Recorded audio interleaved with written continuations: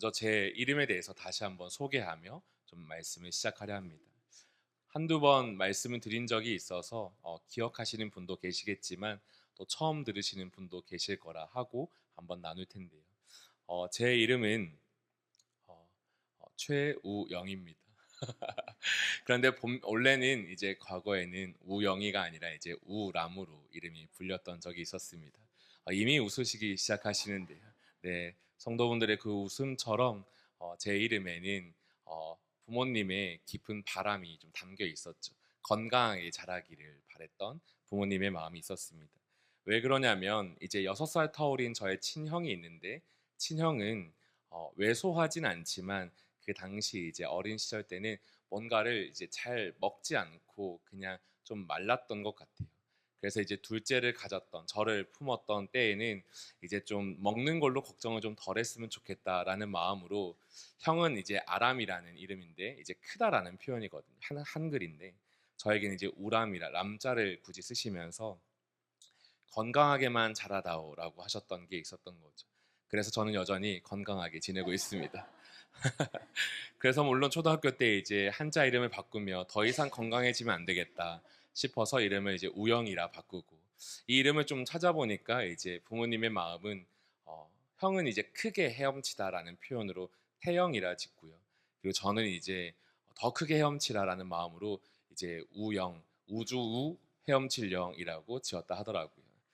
그래서 저는 우주 여행사를 좀 꿈꿔야 되지 않나 싶은데 지나가면서 건강하게 지내고 또 크게 헤엄치기를 소망하면서도 또 하나님을 믿고 난 다음에 결국은 하나님 나라의 그 큰 나라 안에서 열심히 헤엄치고 있지 않나 생각을 합니다. 하지만 가장 기억에 남는 건 우람이라는 말이 있다는 거.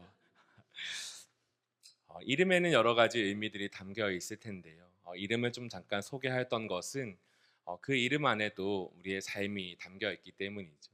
그래서 이 시간 한번 잠깐 또 옆에 분들에게 한번 물어보기 원하는데요. 이름이 뭐예요? 한번 물어볼까? 이름이 뭐예요? 한 번 더 물어봅시다. 어떤 뜻인가요? 어, 분명 우리 가운데는 예쁘고 또 멋진 이름이 주어져 있고 또 그 이름대로 아름다운 삶이 있을 것을 믿고 하루하루 아름답게 살기를 소망합니다. 그런데 이제 이름뿐 아니라 우리의 삶에는 여러 가지 모양대로 정체성이 있을 텐데요. 오늘은 한 사람의 이야기를 좀 소개하면서 그 사람 안에 담겨 있는 정체성 하나를 좀 소개하고자 합니다. 오늘 우리가 함께 볼 이야기는 예수님 시대에 함께 했던 한 사람의 이야기입니다. 특별히 그 이름은 이제 세례 요한이라 말합니다. 먼저 예수님의 이야기가 기록된 책, 우리는 신약에서 그것을 특히 복음서라 말하죠.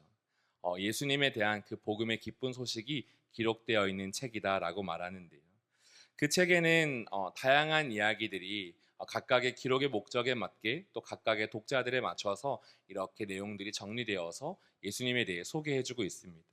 그런데 그렇게 예수님을 소개하는 그 책들에 보면 어떤 내용은 공통적으로 표현되어 있고 어떤 책들의 내용들은 그 책에만 기록되어 있기도 한데요. 강약에 따라서 강조하기도 하고 또 그 가운데에서 특별히 꼭 표현하고 싶었던 목적들에 따라서 그런 이야기가 담겨 있죠. 그 중에서도 이제 이 네 가지 책에 다 같이 담겨 있는 이야기가 종종 나타나는데 우리가 오늘 함께 살펴볼 이 세례 요한 또한 마찬가지입니다. 복음서 모든 책에 이 요한의 이름이 기록되어 있고 요한의 이야기가 기록되어 있는 것이죠. 더 나아가서 그의 이야기를 좀 살펴보면 예수님의 생애 그 앞서서 항상 등장하고 그리고 예수님의 생애 가운데 조금 함께하던 모습으로 나타납니다. 말씀에 나타나는 요한의 모습이 어떠한가 성경을 통해 살펴보면 조금 독특한 인상을 갖게 되는데요. 낙타털 옷을 입고 있고 허리에는 가죽띠를 띠고 있다 말합니다. 또한 그는 메뚜기와 석청을 먹었다고 하는데 어떤 학자들의 이야기에 따르면 이때 메뚜기는 실제로 그 곤충을 말하기도 하지만 또 다르게는 메뚜기 꽃이라여서 쥐엄 열매를 말하기도 한다 하더라고요. 그리고 석청은 돌에 피어난 꿀이란 말이라서 그렇게 이제 광야에서 이제 꽃의 열매와 또 이제 꿀을 먹었다 이런 뜻으로 볼 수도 있습니다. 어쨌든 이런 내용을 좀 살펴보면 오늘날 저희에게 익숙한 표현은 나는 자연인이다 라는 모습으로 좀 상상할 수 있을 텐데요. 그런데 그가 이제 하는 말이 무엇이냐면 단순히 도시와 마을에서 지내지 않고 그는 한 광야에서 지냈다 말하며 그냥 지내기만 한 것이 아니라 분명히 이렇게 말했다 하죠. 회개하라, 천국이 가까이 왔느니라. 마태복음 3장 2절에는 그의 한마디의 외침이 담겨 있습니다. 과연 그는 누구일까요? 오늘날로 상상해 보면 내가 사는 내 삶의 배경들을 보면 그런 사람이 있으면 눈에 띄게 이상하게 보일 수도 있습니다. 하지만 먼저 그에 대해서 정리한다면 그는 이상한 사람이 아니라 어두운 세상 가운데에 빛을 분명히 비추던 한 사람이라 말하고 싶습니다. 당시 배경에 되는 말씀 한 절이 있어서 이건 함께 읽기 원하는데요. 우리 누가복음 3장 1절에서 2절 말씀을 좀 함께 읽어보면 좋겠습니다. 함께 읽겠습니다. 시작. 디베르 황제가 통치한 지 15해 곧 본디오 빌라도가 유대 총독으로 헤롯이 갈릴리의 분봉 왕으로 그 동생 빌립이 이두레와 드라고니 지방의 분봉 왕으로 루사니아가 아빌레네 분봉 왕으로 안나스와 가야바가 대제사장으로 있을 때에 하나님의 말씀이 빈들에서 사가랴의 아들 요한에게 임한지라. 아멘. 당대 제사장이었던 사가랴의 아들로 태어난 이 세례 요한, 그런 그에게 어느 날 하나님의 말씀이 임합니다. 그런데 그때에 대해서 그 상황들을 말씀은 뭐라 표현하냐면 여러 왕들의 이야기를 표현하는데요. 이것은 이렇게 정리할 수 있습니다.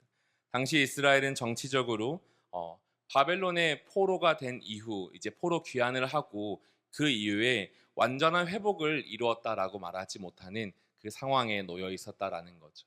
여전히 그 로마 시대 가운데에 로마 사회의 지배를 받는, 또한 억제를 받는 그런 삶이었다고 말할 수 있습니다. 또한 그 당시의 왕은 누구였냐면 헤롯 대왕의 뒤를 이어서 그의 아들들이 각각의 지역을 분봉왕으로 맡아서 그 지역들을 나누어 통치하고 있었는데 그 사회는 마냥 좋지만은 않은 사회였습니다. 또 종교적으로 살펴볼 때에도 그 당시에 대제사장들의 이름들이 표현되는데 안나스와 그의 사이 가야바 등 이런 얼굴들이 표현되는데요. 그들은 또한 정치적으로 하나님 앞에 신실하기보다는 그 당시 로마 사회와 결탁하여서 또 이제 좋지 않은 일들을 꾸미기도 한 자들로 알려져 있습니다. 장사꾼들을 끌어들여서 성전을 모욕하고 돈을 사랑하는 등의 행동들이 그의 특징이었죠. 정리해 본다면 번성한 것 같지만, 잘 살고 있는 것 같지만 그렇게 좋지 않은 타락한 그 사회의 모습이 담겨 있는 그 자리에 하나님의 말씀이 임한 것입니다. 그리고 눈에 보기에 좋은 도시의 환경에서가 아니라 그곳에 조금 떨어져 있는 광야 어느 한 사람에게 하나님의 말씀이 임한 것이죠. 여기서 한 가지 주목해 볼 수 있는 것은 하나님이 일하시는 방법인데요. 하나님의 통치와 평화가 있는 것이 아니라 그 통치와 평안이 어디에 있을까 싶을 그때에, 여전히 그 세상은 어둡다라고 말할 수 있고 빛이 필요하다 말할 수 있는 그때에 하나님의 말씀이 누군가 한 사람에게 임하면서 하나님의 이야기가 시작된다는 사실입니다. 저는 이 지점에서 먼저 우리 성도분들께 분명하게 말씀드리고 싶습니다. 오늘날 우리의 삶 또한 그리 밝은 세상은 아닌 것 같습니다. 그렇다고 한다면 이 세상 가운데에도 하나님의 일하심은 분명히 있을 텐데요. 그 일하심이 저는 이곳에 모여있는 저희 성도분들 한 분 한 분을 통해 하나님의 말씀이 임하고 하나님의 일하심이 나타날 줄 믿습니다. 그 일하심을 꿈꾸면서 계속 말씀으로 좀 들어가기 원합니다. 하나님의 말씀, 누가복음 3장 1절 2절에는 어떤 말씀이 임했는지 사실 우리는 알 수가 없죠. 그냥 말씀이 임했다라고 하고요.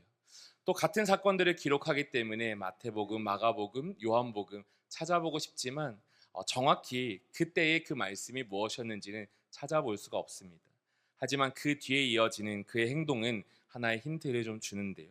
우리 누가복음 3장 3절의 말씀까지 한번 읽어보기 원합니다. 함께 읽겠습니다. 시작. 요한이 요단강 부근 각처에서 와서 죄사함을 받게 하는 회개의 세례를 전파하니. 그렇습니다. 말씀은 알 수 없지만 그러나 추측할 수 있는 것이죠. 그에게 하나님의 뜻이 임한 것입니다. 사실은 오늘 본문에 다 읽지 않았지만 그의 아버지에게도 그에 대한 삶이 무엇인지 이 누가복음 1장의 예언 가운데 예고된 말씀들이 있고요. 또 그 또한 성령의 충만함을 받아 광야로 나아가며 하나님의 뜻을 기다리는 모습들을 볼 수 있습니다. 그런 가운데 이 요한이 무엇을 하냐면 이제 하나님의 뜻에 따라서 어느 날 이제 요단강 부근에 나아가 사람들을 향해 분명하게 말하고 외치는 것이죠. 무엇입니까? 회개하라, 천국이 가까이 왔느니라. 그리고 그 말과 함께 사람들이 몰려올 때에 그곳에서 죄사함을 주는 회개의 세례를 베풀고 있는 것을 봅니다. 그렇게 시간이 오랫동안 흐르고 있는 것 같습니다. 그런 시간이 흐르는 가운데 오늘 우리가 읽었던 한 본문의 이야기가 등장하는데요. 오늘 본문의 시작에는 이런 내용이 있습니다. 요한복음 1장 19절, 이거는 제가 읽겠습니다.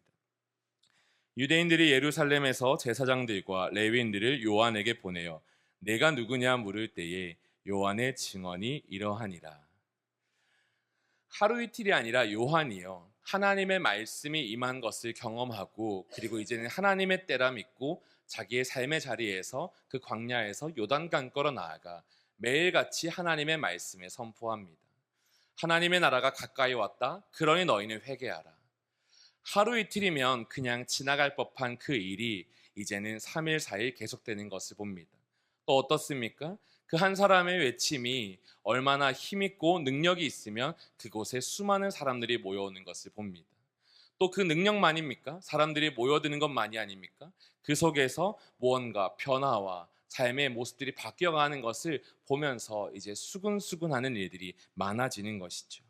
그런 가운데 이 유대인들이 예루살렘에서 제사장들과 레위인을 이제 보낸 거예요.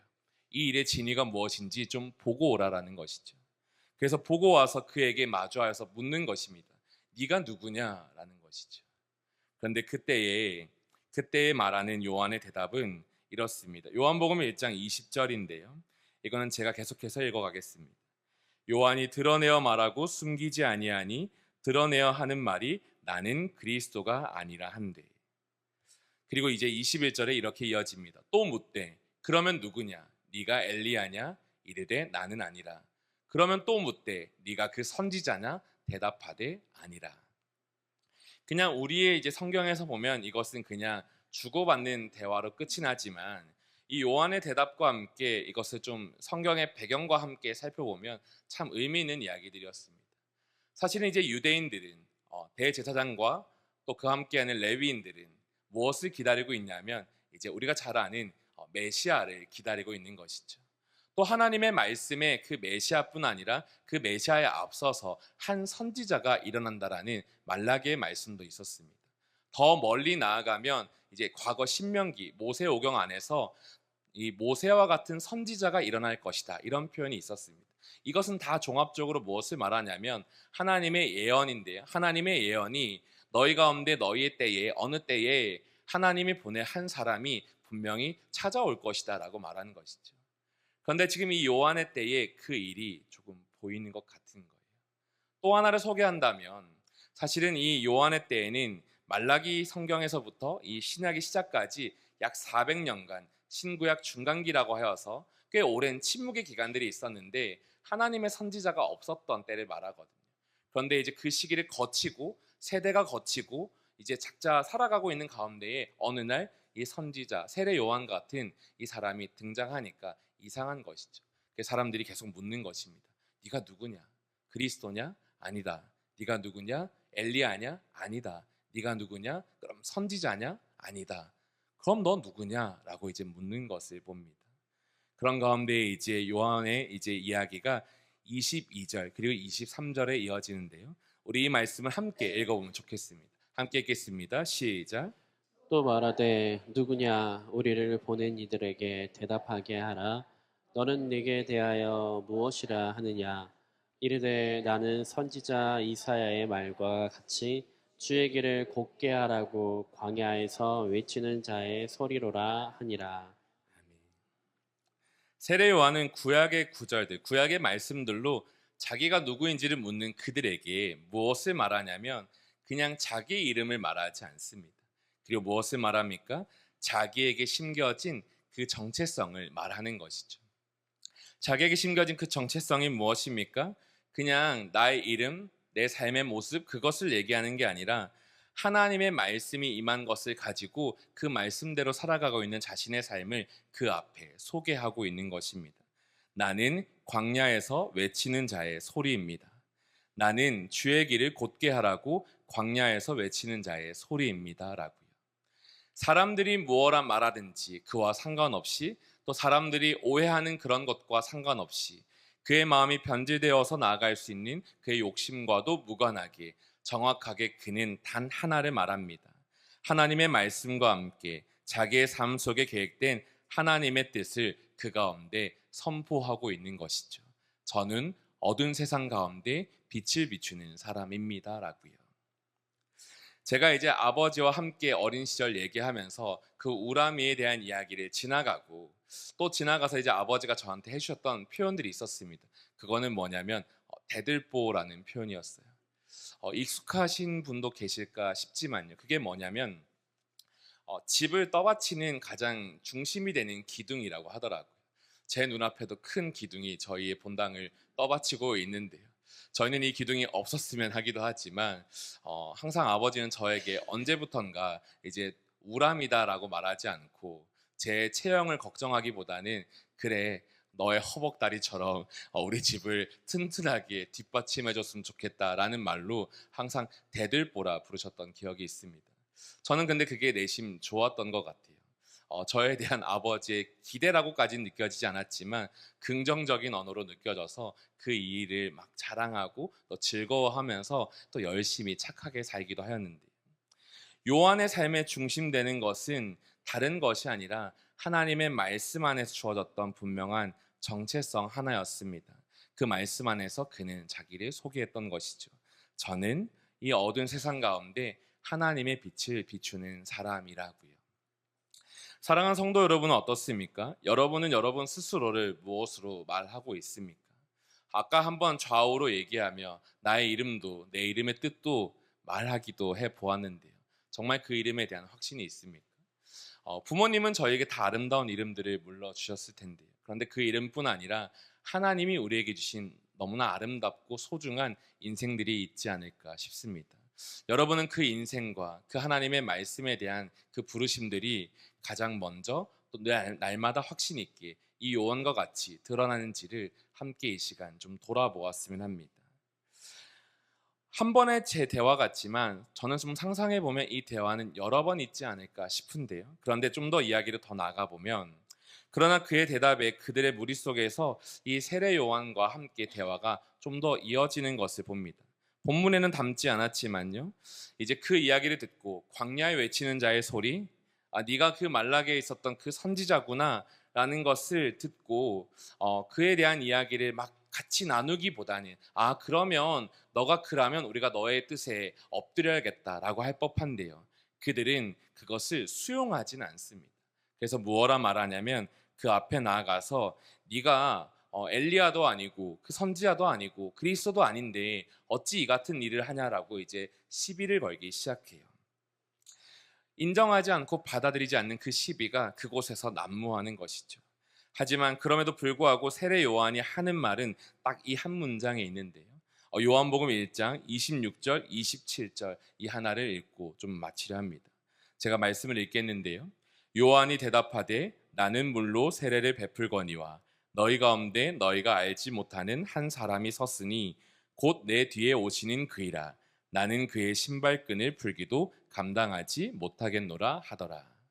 이것은 무엇을 말하냐면 그냥 자기 자신에 대해서 변호하는 것에 자기의 중점이 있는 것이 아니라 이 요한은 자기 뒤에 오실 일을 준비하는 그 삶과 자기 뒤에 오실 일을 소개하는 그 삶밖에 자기에게 남아있는 것이 없다라고 말하는 것입니다. 쉽게 말하면 나는 그냥 준비자일 뿐이고 이제 내 뒤에 오실 이가 정말 있는데 너희는 그를 좀 생각해야 한다라고 하는 것이죠. 오늘 말씀에서 다 보지 않았지만 요한복음 1장 그 후반부와 그 다음에 3장과 그 뒤에 등장하는 요한의 삶들을 바라볼 때면 항상 자기가 누구인지를 소개할 때에 끝없이 딱 이 한마디만을 합니다. 내 뒤에 오실 이가 있다. 내 뒤에 오실 이를 너희가 바라보아야 한다. 사랑하는 성도 여러분, 여러분에게는 그와 같은 대답이 항상 준비되어 있습니까? 세례 요한은 정치적으로나 종교적으로나 타락하고 혼탁한 시대 가운데에서 어떠한 일을 하였냐면 그곳 가운데에서 하나님의 부르심을 받고 그곳 가운데에서 하나님의 이야기를 전하는 자의 삶을 살았습니다. 그런데 돌아보면 이제 성경의 이야기를 돌아보면요, 이렇게 렌즈가 좀 있는 것 같아요. 왜 굳이 세례 요한의 이야기가 있어야만 하는 것일까? 그냥 예수님의 이야기가 등장해도 되는데 왜 굳이 세례 요한이라는 준비가 필요할까 싶었는데요. 아직 그것을 다 알기는 어렵지만 그러나 말씀 안에서 하나 생각해 보다 보면 이제 요한의 삶이 이 예수님을 계속해서 비추고 있음을 좀 발견하게 됩니다. 요한의 삶이요, 그냥 말로서만 증거하는 게 아니라 이 성경의 저자는 이 요한을 통하여서 계속 누구를 바라보게 하냐면 이 오신 메시아 그리스도 예수를 계속해서 바라볼 수 있도록 도와주는 것이죠. 그리고 그 당시의 삶 가운데 사람들이 그 예수님 앞에 깨어진 마음으로 가난한 심령으로 설 수 있도록 그들에게 계속해서 하나님의 말씀을 선포하고 있는 것을 바라봅니다. 오늘날 우리의 시대에도 동일한 것이 필요하지 않을까요? 성경적으로 볼 때에는 예수님은 이제 오셨고 이제 다시 오실 그날을 준비하고 계신데요. 그러다 보면 오늘날에도 이 세례 요한과 같은 사람들이 필요하지 않을까 싶습니다. 마태복음 5장의 말씀에 이런 말씀이 있죠. 우리 말씀 같이 읽어보면 좋겠는데요. 마태복음 5장 13절에서 16절까지의 말씀입니다. 함께 읽겠습니다. 시작. 너희는 세상의 소금이니 소금이 만일 그 맛을 잃으며 무엇으로 짜게 하리요? 외에는 아무 쓸데없어 다만 밖에 버려져 사람에게 밟힐 뿐이니라. 너희는 세상의 빛이라. 사람 위에 있는 동네가 숨겨지지 못할 것이요.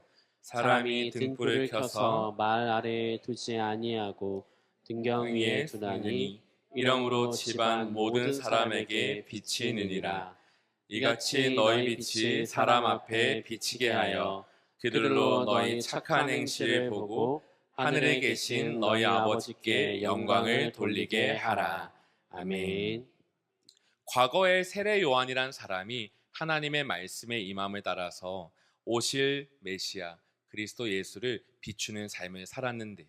그런데 하나님은 그렇게 이야기를 끝내지 않고 이제 다시 오실 메시아를 바라보는 이때에 이 여전히 어두운 가운데 있는 이때에 우리 믿는 자들을 세우셔서 그 맛을 내게 하시고 그 비추게 하실 줄 믿습니다. 하나님의 말씀은 이같이 너희 빛이 사람 앞에 비치게 하여 그들로 너희 착한 행실을 보고 하늘에 계신 너희 아버지께 영광을 돌리게 하라라고 말씀하시며 이제는 우리가 세상 가운데 회개하라 천국이 가까이 왔느니라 하면 돌을 맞을지도 모르는 이 세상 가운데에서 그러나 잠잠하라라고 말씀하지 않으시고 여전히 빛을 내라라고 부르시고 계십니다. 그 부르심에 따라 오늘 우리가 그 말씀 안에서 함께 믿음으로 설 수 있는 삶이 되기를 이 시간 소망합니다. 그러면서 또 하나의 삶을 좀 같이 바라보기 원하는데요. 그런데 예수님을 바라보는 그 요한의 삶은요, 사실 예수님을 직접 만나는 이런 만남들은 많지는 않거든요. 이후에도 그런 삶에 그의 이야기를 보면 직접 만나서 대화를 나누고 같이 편안한 식사를 갖고 위로를 받고 그런 장면은 보이지 않는데 또 하나의 장면에서 참 인상 깊은 모습이 있더라고요. 그것은 마태복음 11장 2절과 3절이었습니다. 우리 이 말씀도 함께 소리내어 읽어보기 원합니다. 함께 읽겠습니다. 시작. 요한이 옥에서 그리스도께서 하신 일을 듣고 제자들을 보내어 예수께 여짜오되 오실 그이가 당신이오니이까 우리가 다른 일을 기다리오리이까. 분봉왕 헤롯이 동생의 아내를 취한 것으로서 이제 이 요한이 어떤 이제 공의를 선포하자 너 그거 잘못됐어라고 말하자 기분이 나빠서 이 요한을 감옥에 넣는 사건이 있었습니다. 그리고 이후에는 이제 요한이 죽게 되는데요. 그런데 그런 사건 속에서 옥에 갇혀 있을 때에 이 요한이 자기의 제자들을 예수님에 대한 소문을 듣고 보냅니다. 앞서서 있는 요한의 모습은요, 오실 메시아, 이제 예수님에 대한 강한 확신과 믿음으로써 나아가는 삶인 것을 보는데요. 그런데 그의 삶이 어느 순간인가 무슨 이유 때문인지 모르지만 조금 주저하는 것을 봅니다. 처음에는 이 본문을 보면 왜 요한이 제자들을 보내었을까라고 좀 살펴보게 되었는데 책들마다 항상 말하는 것은 요한이 이제 예수에 대한 소문을 들으면서 조금 고민이 되고 낙심이 되었다라고 말하는 것이죠. 그래서 제자들을 보내어서 확인하고 싶었던 마음에 이 제자들을 보내었다 말합니다. 혼란스러운 자신의 마음을 대변하듯 보내는 것인데요. 그런 마음 가운데 이제 만났던 것은 무엇입니까? 이제 마태복음 그 뒤에 이어지는 예수님의 말씀이었습니다. 11장 4절에서 6절 말씀인데 이건 제가 읽겠습니다. 예수께서 대답하여 이르시되 너희가 가서 듣고 보는 것을 요한에게 알리되 맹인이 보며 못 걷는 사람이 걸으며 나병한 자가 깨끗함을 받으며 못 듣는 자가 들으며 죽은 자가 살아나며 가난한 자에게 복음이 전파된다 하라. 누구든지 나로 말미암아 실족하지 아니하는 자는 복이 있도다 하시니라. 예수님의 말씀이었습니다. 예수님은 그 요한의 이야기를 제자들을 통해 들으면서 무엇을 말씀하시냐면 그에게 위로를 전하고 계시는 것입니다. 어떠한 위로입니까? 사실 이 세례 요한은 다른 유대인들과 마찬가지로 하나님의 말씀을 기준으로 하여서 오실 메시아, 그 왕이, 그 구원자가 이제 우리 가운데 왔으면 어떠한 일을 행하실 것인지를 믿고 바라보는 자기의 그림이 있었던 것이죠. 그 당시 유대인들도 마찬가지지만 자기만의 신앙과 생각을 가지고 예수님을 바라보아 왔는데, 그런데 그 예수님이 자기의 생각과는 조금 다른 지점에 있어서 질문하는 것입니다. 그런데 그런 질문 앞에, 그런 낙심 가운데, 고민 가운데 있는 요한 앞에 예수님이 말씀하시는 것은 무엇입니까? 너희가 가서 듣고 보는 것을 요한에게 그대로 그냥 말해 주라라는 것이죠. 그들이 보고 들었던 것은 무엇입니까? 맹인이 보며 못 걷는 사람이 걸으며 나병 환자가 깨끗함을 받으며 못 듣는 자가 들으며 죽은 자가 살아나며 가난한 자에게 복음이 전파되는 일이었습니다. 이것은 앞서서 이사야의 말씀에 대한 예언의 성취와 함께 그 삶 가운데에 하나님의 통치가, 실제적인 구원이 그 땅에, 그 예수님과 요한의 삶 가운데에 펼쳐지고 있는 그 삶 그대로를 들려주는 것이었습니다. 그런데 그 말씀을 들었던 예수님의 말 끝에 무엇을 말합니까? 누구든지 나로 말미암아 실족하지 아니하는 자는 복이 있도다라고 말씀하시며 보내는 것이죠. 요한아, 네가 무엇을 고민하고 있는지를 내가 알고 있다라고 말씀하시듯 그 요한을 보내시는 장면 보게 됩니다. 이 장면을 보면서요, 복음서의 주인공이 예수님이셔서 그런지 요한의 이야기는 더 등장하지는 않습니다. 요한이 그 제자들이 돌아오고 그 제자들과 대화하며 어떤 위로와 어떤 생각들을 나누었는지 알 수 없습니다. 그런데 저는 말씀을 묵상할 때에 하나 확신이 드는 것은 예수님의 그 말씀을 들을 때에 흔들리던 요한의 마음이 다시 확신으로 서지 않았나 생각하게 됩니다. 우리의 삶 가운데도 이런 일들이 있지 않습니까? 하나님의 자녀로서 우리의 삶 가운데 믿음을 두고서 한 걸음 나아갈 때, 어제 예배를 드리며 우리 안에 소망을 붙들고 나아가지, 그런데 그 소망 가운데에서 또 흔들림이 있을 때 종종 있지 않습니까? 지난번 우리 가을 특별 새벽 부흥회를 보내며 내 삶에 대한 결단도, 내 안에 있는 기도의 제목도, 내가 하나님 앞에 간구하며 부르짖었던 그 많은 외침들도 우리 안에 있을 텐데요. 그러나 우리가 하루하루 살다 보면 그 확신들이 어떻게 됩니까? 우리의 연약함 속에서 흔들리기도 하고, 또는 기다리기 지치기도 하고, 또 눈물을 흘리기도 하지 않습니까? 저는 이 요한의 상황과 저희의 상황이 참 동일하게 느껴졌습니다. 그런데 그러면서 다시금 이 말씀을 보는데 이 예수님을 향한 요한의 한마디의 말이 저는 제 마음에 좀 남더라고요. 무엇이었냐면 다시 마태복음 11장 2절 3절을 읽어보겠는데요. 요한이 옥에서 그리스도께서 하신 일을 듣고 제자들을 보내어 예수께 여짜오되 오실 그이가 당신이오니이까 우리가 다른 일을 기다리오리이까. 여기서 핵심은 예수께 여짜오되라는 말이었습니다. 우리가 기도하고 우리가 믿음 생활을 하며 우리의 마음을 잘 지키다가도 우리가 어려울 때가 있죠. 그럴 때 우리는 어떻게 합니까? 우리는 하나님께 나아가야 합니다. 그런데 우리가 잘 나아갑니까? 그렇지 못하고 내 생각 안에 머무를 때가 많죠. 최근에 저희 청년들을 만나면 소수 가운데에 항상 제가 해주는 말이 있는데, 참 제가 해주는 말대로 했으면 좋겠는데 참 그렇지 않은 친구들이 보일 때가 있어요. 그 친구들의 이야기를 듣다 보면 기도 외에 다른 방법을 알려달라고 말하는 친구들이 있거든요. 기도는 알겠으니까 기도 외에 다른 방법은 어떻게 해야 되는지를 저를 만나서 알고 싶다라는 거예요. 그리고 또 다른 말로 기도 말고 말씀 말고 그냥 실제적인 해결 방법을 알려달라고 하는 친구들이 있었습니다. 최근에 이제 신방을 하던 때였는데, 근데 그 마음이 먼저는 공감이 많이 갔습니다.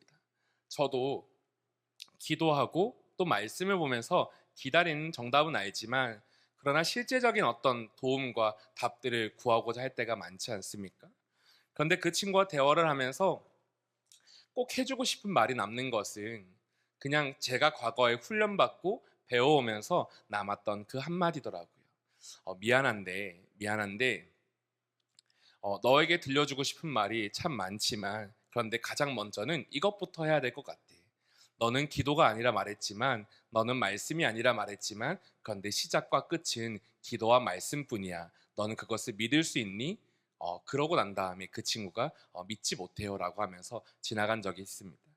하지만 하나님께서는 이 요한을 통하여서 우리에게 하나를 말씀하십니다. 그것은 무엇입니까? 우리가 하나님의 말씀을 맡은 자로서 잘 살다가 우리 가운데 어려움이 찾아올 때 우리가 해야 될 것은 예수께 여짜오는 일이 필요하다는 것이죠. 그 예수께 여짜오는 일을 할 때에 하나님께서는 우리 가운데 함께 하셔서 반드시 위로를, 반드시 그 응답을 주신다라고 말씀은 이야기하는 것입니다. 이 예수님의 대답 하나를 다시금 읽겠습니다. 누구든지 나로 말미암아 실족하지 아니하는 자는 복이 있도다 하시니라. 예수님의 이러한 위로와 대답 속에 또 하나의 말씀이 생각납니다. 그것은 무엇이냐면 요한복음 7장의 말씀인데요. 우리 이 말씀 또한 함께 읽고 이제 같이 기도하기를 원합니다. 함께 이 말씀 읽겠습니다. 시작.